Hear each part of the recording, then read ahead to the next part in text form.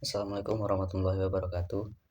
Perkenalkan, nama saya Muhammad Rafi Putra, perwakilan dari kelompok 4 yang beranggotakan Ayuri Nur Zahra, Rizwah, dan Nadia Usna Akiptia.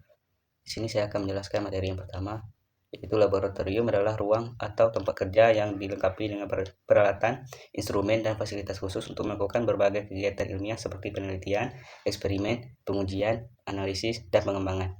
Laboratorium memiliki beberapa fungsi, yaitu untuk penelitian dan pengembangan, pengujian dan analisis, pendidikan dan pelatihan, kontrol kualitas, yaitu memastikan produk memenuhi standar, diagnosis dan pelayanan kesehatan seperti lab medis, dan kalibrasi dan standarisasi. Materi yang kedua yaitu Permendiknas nomor 24 tahun 2007. Ini menjadi landasan penting bagi sekolah-sekolah dalam memenuhi standar minimal fasilitas pendidikan untuk meningkatkan kualitas pembelajaran dan memenuhi standar nasional pendidikan.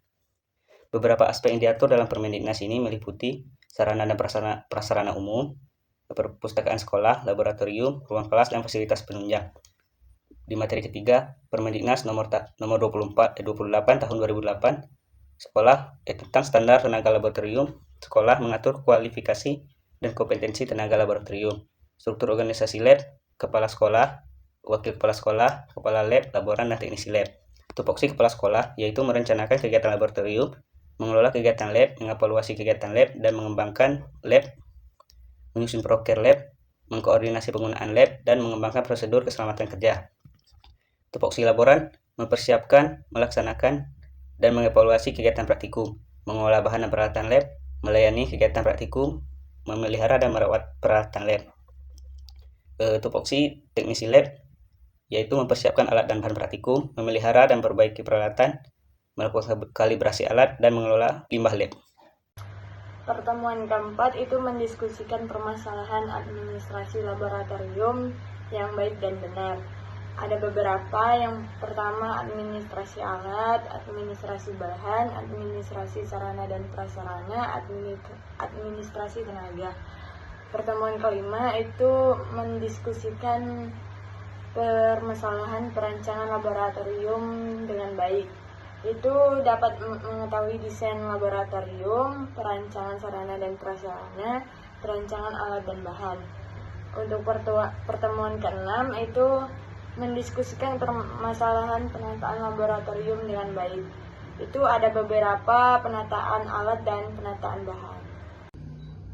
Sarana dan prasarana di laboratorium itu sangatlah penting, yang dimana terdapat kebersihan. Misalnya nih, kita setelah praktikum kita harus membersihkan alat tersebut agar kita menjauhkan dari kerusakan.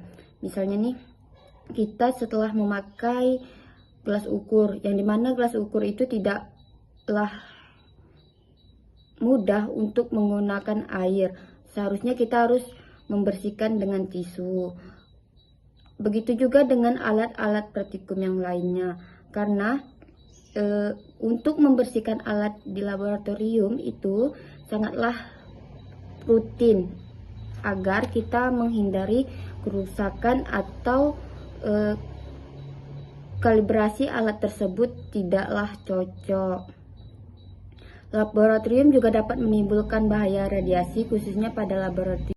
Pada materi ke-11 yaitu pengelolaan batuan bersekolah, di sini akan mengidentifikasi bagaimana permasalahan dan pengelolaan batuan bersekolah tersebut, mulai dari pengaturan alat dan bahan, pencatatan inventaris, dan pengelolaan jadwal praktikum. Selanjutnya pada materi ke-12 tidak jauh bedanya, tetapi di sini mahasiswa akan mengidentifikasi langsung ke sekolah SMA atau SMP dan melihat bagaimana laboratorium tersebut apakah sesuai dengan aspek teknis. Dan selanjutnya yaitu pengelolaan limbah laboratorium. Di sini ada terdiri dari limbah kimia, fisika, dan biologi, dan memahami prinsip dasar bagaimana pengelolaan limbah dari pengumpulan, penyimpanan, pengelolaan, dan hingga pembuangannya yang sesuai dengan P3. Dan yang terakhir yaitu program kerja laboratorium. Di sini akan menyusun visi dan misi dan melakukan analisis SWOT untuk mengidentifikasi kekuatan, kelemahan, peluang, dan ancaman yang ada. Sekian, terima kasih dari kelompok 4.